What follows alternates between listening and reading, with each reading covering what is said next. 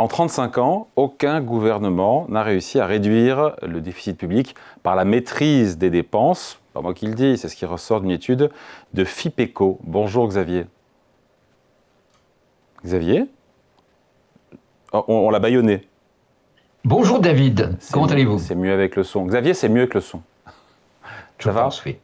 Je suis content de vous retrouver, directeur Moi aussi. principal de l'OFCE. Recule un tout petit peu, on me dit. Légèrement recul, voilà, c'est mieux, là, comme ça on voit bien. Est-ce que c'est vrai ou pas que depuis, c'est ce que nous dit FIPECO, François Ekal, qu'on reçoit ici et qui passe dans toutes les chaînes, qui est ancien magistrat à la Cour des comptes, qui connaît bien le sujet, il dit que depuis la fin des années 80, les rares périodes de redressement des comptes n'ont été réalisées qu'à coup de hausse d'impôts, apparemment un peu massive. Est-ce que c'est vrai ou pas? Selon vous, lui dit que c'est vrai. Et les chiffres à la pluie, hein. Oui, chiffre à l'appui. C'est vrai en première approximation, je dirais. Mais il y a ensuite un certain nombre d'éléments qu'il faut réintroduire dans le débat et d'ailleurs qui vont nous montrer un peu la complexité de ce genre d'analyse. Donc, oui, c'est globalement vrai. Ah, Voilà. Maintenant, en fait, quand on regarde dans le détail, on s'aperçoit que c'est un petit peu moins, comment dire, fataliste que ce que pourrait présenter François Ekal, avec l'idée que cette dépense, elle est incontrôlable. Et donc, voilà, c'est quand même important de regarder un peu dans le détail. Donc, on peut le faire si vous voulez. bah oui, allons-y, Allons. sans perdre tout le monde, Alors, mais... le premier élément, il est assez intéressant, c'est qu'en fait, on est parfois un peu embêté pour qualifier de dépense ou de recette un certain nombre de mesures. Donc, je vais vous prendre l'exemple du CICE, vous vous rappelez, le crédit d'impôt pour la compétitivité et l'emploi, qui avait été introduit par François Hollande en 2012-2013. Et donc, c'est un dispositif qui visait à réduire les coûts des entreprises. Alors, il a été comptabilisé comme une dépense. Dépenses Et fiscales, quand, dépenses fiscales, dépenses sociales alors, fiscales. on appelle ça effectivement une dépense fiscale. Mais quand François Ekal fait le compte pour la législature qui commence en 2012 et où François Hollande était président, bien, il comptabilise un effort en dépenses qui est de 0,4, enfin, un non-effort en dépenses, donc une augmentation de la dépense de 0,4 points de PIB. Mais en fait, dans ces 0,4 points de PIB, il y a 0,9 qui sont liés au CICE. Si on enlève le CICE, en fait, il y a eu un effort en dépenses d'un demi-point de PIB qui a été réalisé sous la présidence de François Hollande. Quand Emmanuel Macron est arrivé au pouvoir, et, vous vous rappelez, il a transformé le CICE en baisse de cotisation sociale. Et donc là, le CICE a été requalifié, non pas en dépenses, mais en baisse d'impôts, de prélèvements obligatoires.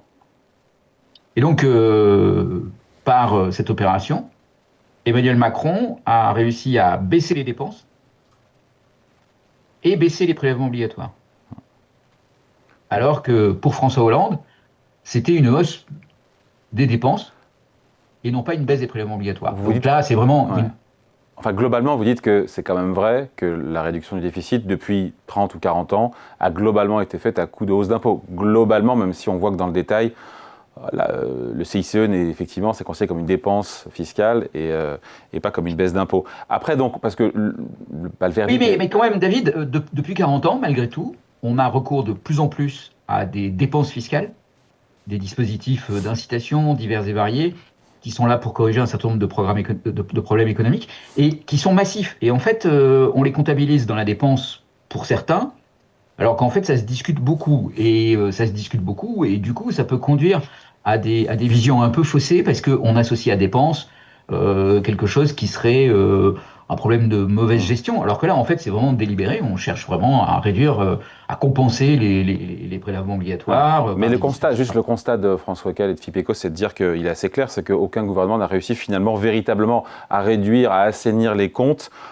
avec une maîtrise de la dépense depuis 1990. Pour vous, ce Alors, après, constat, il est discutable ou, ou pas?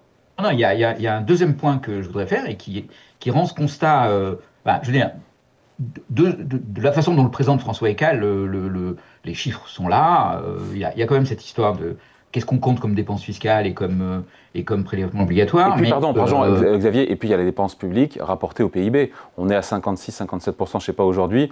En 1990, justement, on était à combien? Et là, c'est assez important. C'est assez important, c'est que dans la dépense publique, on peut la découper en deux grandes parties.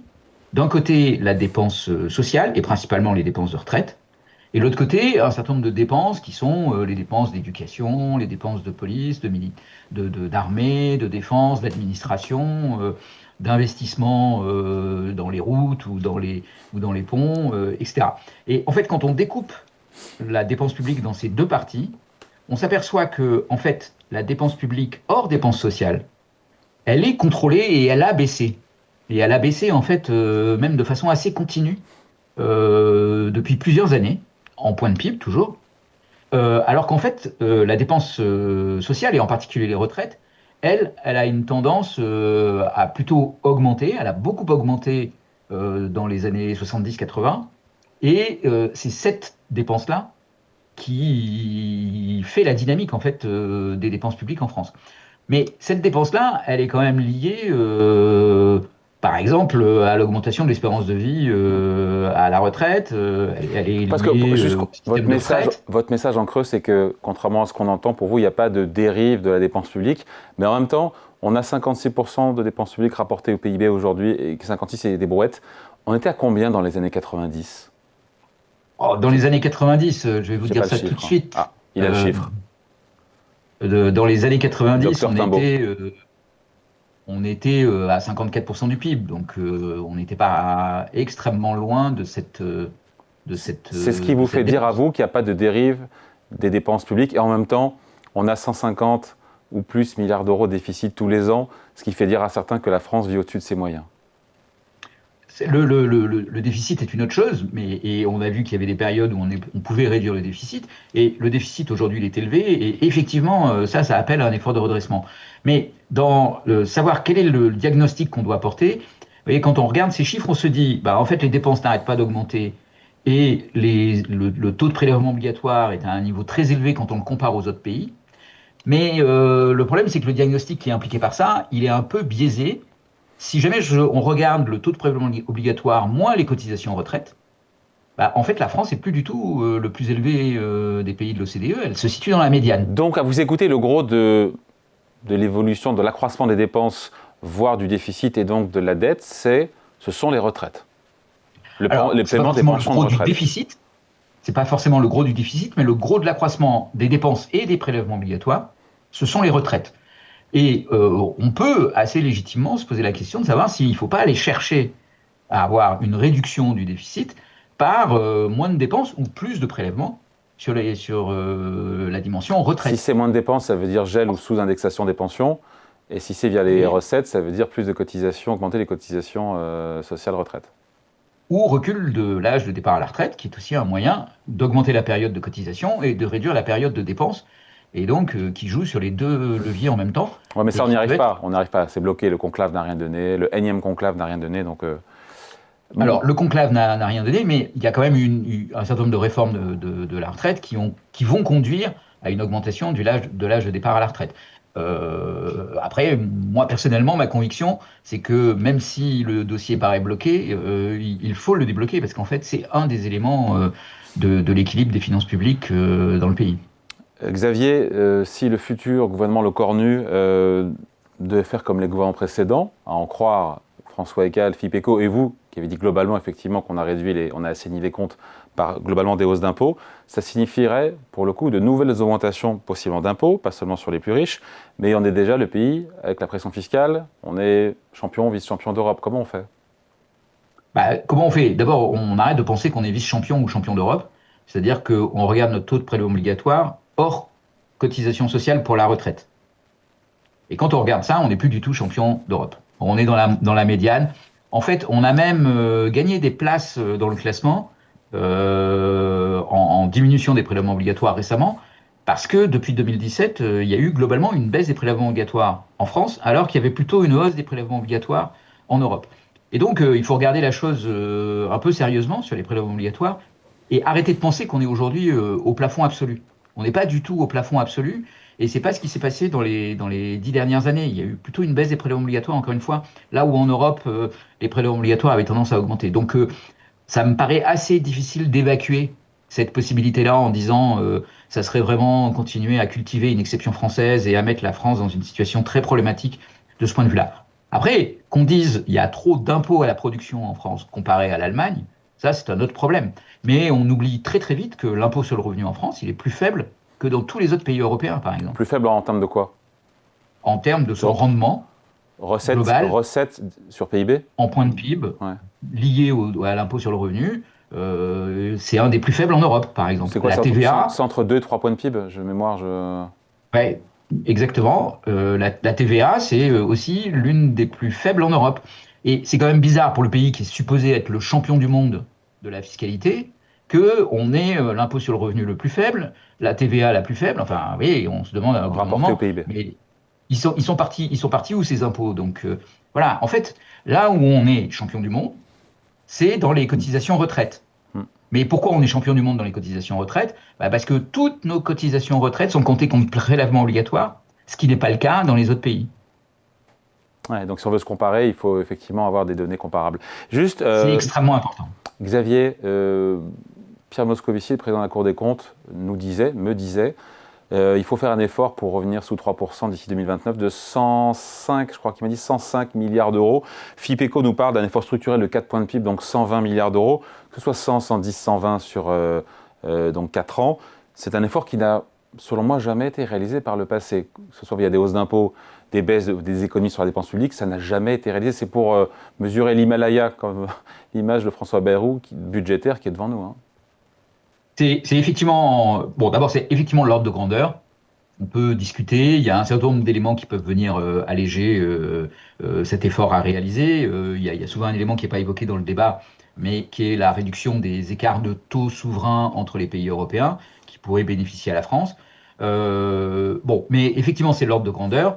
Après, toute la question, c'est de savoir si on veut faire ça en 4 ans, ce qui n'a jamais été fait, et qui sera probablement très douloureux, très brutal, et assez difficile à accepter, ou est-ce qu'on peut réaliser cet effort sur une période de temps un peu plus longue, avec des dégâts économiques un peu moins grands, et peut-être aussi, et je pense que ça c'est extrêmement important, prendre le temps de discuter en profondeur de ce qu'on veut. Encore une fois, la question de la retraite, elle est assez centrale dans cet équilibre budgétaire.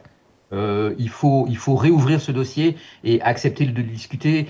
Si tout le monde est d'accord sur le fait qu'il faut faire 100 milliards de réduction du déficit, il n'y a pas de raison de laisser tomber, de laisser de côté la retraite au titre que le conclave a été bloqué dans les mois précédents. Donc vraiment, de ce point de vue-là, je pense qu'il faut prendre le temps de réouvrir tous les dossiers. Et vous feriez quoi, vous, sur la retraite, pour alléger un peu la pression sur les comptes sociaux? Vous faites quoi, vous, si vous êtes ministre de l'économie? Il faut aller vers un recul supplémentaire et plus important de l'âge de départ à la retraite, et il faut faire ça dans des conditions qui soient justes et équilibrées, c'est-à-dire qui permettent à ceux qui ont eu un début de carrière très tôt, les carrières longues, mais aussi et surtout à ceux qui ont des carrières hachées, c'est-à-dire qui n'ont pas pu, malgré une durée d'activité grande, qui n'ont pas pu avoir toutes les années de cotisation, leur permettre de partir à la retraite assez tôt, quand ils veulent, éventuellement avec une décote. Et puis, de l'autre côté, demander à tous les autres de travailler 1 année, 2 années, 3 années de plus si c'est nécessaire.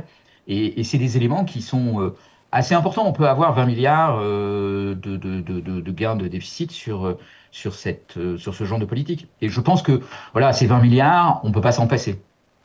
Allez, merci beaucoup. Explication signée. Pas sûr que les Français soient d'accord pour travailler. Et les Français, ils veulent revenir à 62 ans.